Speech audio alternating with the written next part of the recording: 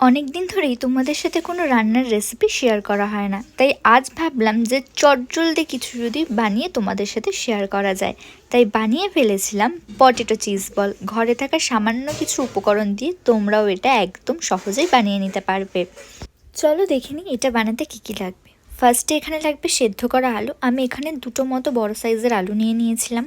আর এখানে আমি চপ করে রেখেছিলাম পেঁয়াজ, ধনেপাতা, টমেটো, লঙ্কা, সেগুলোকেই এক এক করে গ্রেট করে রাখা আলুর মধ্যে কিন্তু দিয়ে দিলাম। তারপর দিয়েছিলাম স্বাদ মতো নুন, অরিগ্যানো, চিলি ফ্লেক্স, আর দিয়েছিলাম গোলমরিচের গুঁড়ো। আমি কিন্তু যেহেতু আগে কাঁচা লঙ্কা ইউজ করেছি, তার জন্য গোলমরিচের গুঁড়োটা কিন্তু আমি অল্প দিয়েছিলাম, তোমরাও কিন্তু একটু বুঝে দিও। তারপরে ছোট চামচে 1 চামচ মতো দিয়েছিলাম ভাজা মশলা, আর দিয়েছিলাম সামান্য একটু গরম মশলার গুঁড়ো। আর এখানে অল্প করেই দিয়েছিলাম মেয়োনিজ, আর 1 মুঠ মতো দিয়েছিলাম চিজ। এবারে এই প্রত্যেকটা উপকরণকে খুব ভালো করে কিন্তু মেখে নিতে হবে।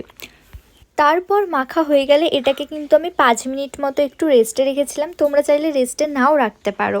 5 মিনিট রেস্টে রাখলেই যথেষ্ট, বেশিক্ষণ রাখার কোনো দরকার নেই। তারপর হাতে কিছুটা তেল মেখে ওই মাখা আলুটা থেকে কিছুটা মণ্ড কেটে নিয়ে মাঝখানে চিজ ভরে এরমভাবে কিন্তু বলের আকারে গড়ে নিতে হবে।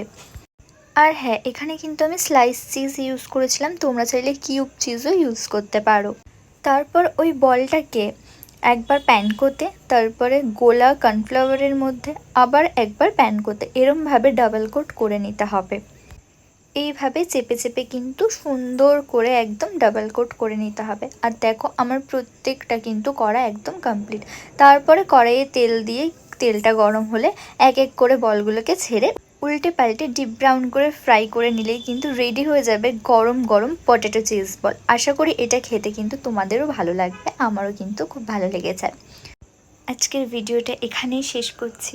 সবাই ভালো থেকো, সুস্থ থেকো, সাবধানে থেকো। দেখা হবে কিন্তু আবার অন্য কোনো ভিডিওতে। রাধে রাধে।